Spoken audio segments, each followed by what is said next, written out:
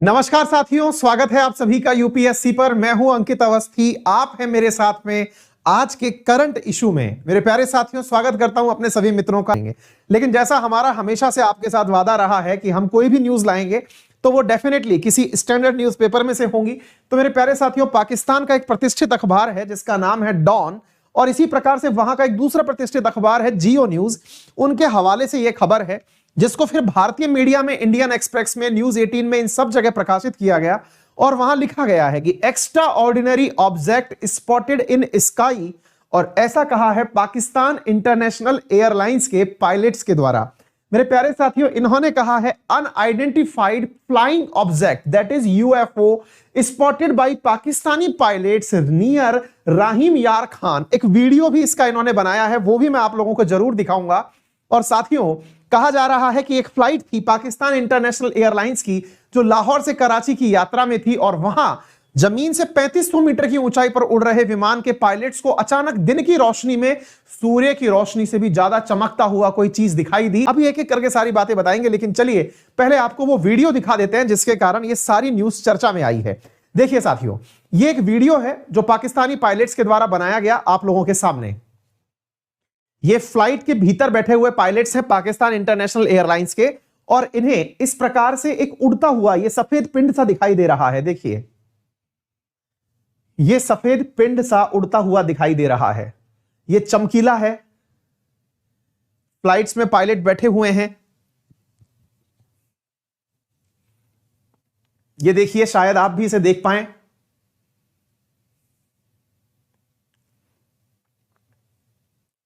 लेकिन जैसे ही ये दिखा, लोगों ने तुरंत कहा कि अरे भैया, हो सकता है कि किसी ने अपने घर से इस प्रकार की पतंग उड़ा दी हो। आप लोगों ने देखा होगा ना, आजकल फिल्मों में भी यह शौक चल रहा है। मकर संक्रांति के दिनों में भी ऐसा होता है कि लोग जो हैं वो उड़न तस्तरी की जगह पर इस प्रकार के लैंटेन वाली जो पतंगे हैं वो उड़ाते हैं। अब साथियों, ये न्यूज पाकिस्तान की तरफ से आई, पाकिस्तान के प्रतिष्ठित न्यूज मीडिया हाउसेज में आई। मार्क आफ्टर ऑल लगा क्यों? इसके पीछे का सबसे बड़ा कारण यह है। आप पूछेंगे क्यों सर? भाई साहब, पाकिस्तान इंटरनेशनल एयरलाइंस का जो पास्ट रिकॉर्ड रहा है ना, वो बड़ा ही हास्यास्पद रहा है। लोग बात सही हो या गलत या अलग हाशिए पे जाएगी, लेकिन बिलीव क्यों नहीं कर रहे हैं वो देखिए। कारण ये है मेरे प्यारे साथियों, आपको ये न्यूज में दिखा रहा हूं। इस न्यूज में बताया गया है कि कराची के अंदर लास्ट ईयर मेरे प्यारे साथियों एक एयरप्लेन क्रैश कर गया। एयरप्लेन क्रैश कर गया कराची एयरपोर्ट से टेक ऑफ करने के बाद में 98 लोगों की जान चली गई।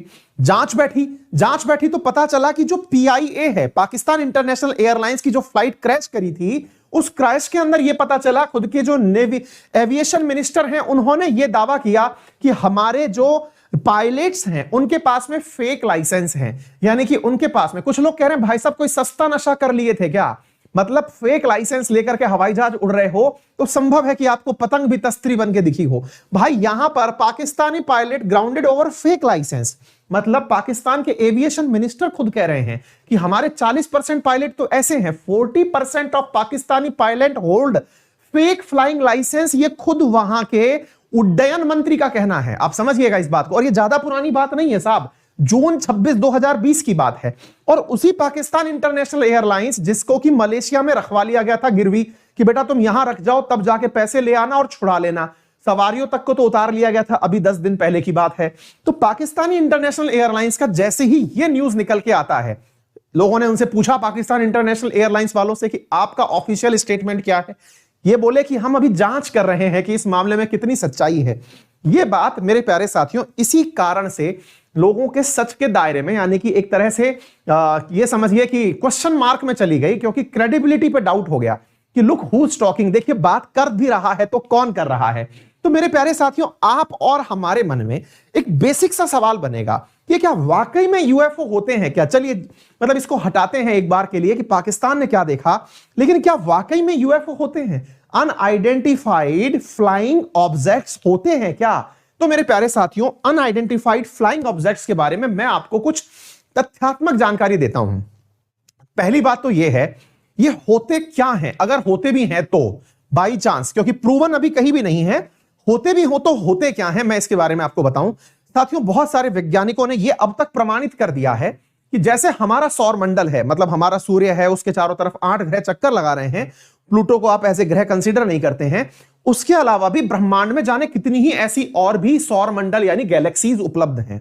तो जैसे सौर मंडल में पृथ्वी पर इंसान रहता है, ऐसे ही कोई और भी सौर मंडल होगा जिसका कोई और सूर्य होगा, वहां पर भी अर्थ जैसी कोई संरचना हो सकती है।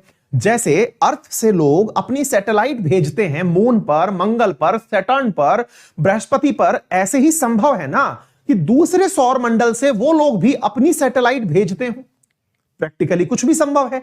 इसी बात को ध्यान में रखते हुए दुनिया में मेरे प्यारे साथियों वर्ल्ड यूएफओ डे भी मनाया जाता है, और वर्ल्ड यूएफओ डे मनाया जाता है हर वर्ष 2 जुलाई को वर्ल्ड यूएफओ डे मनाया जाता है।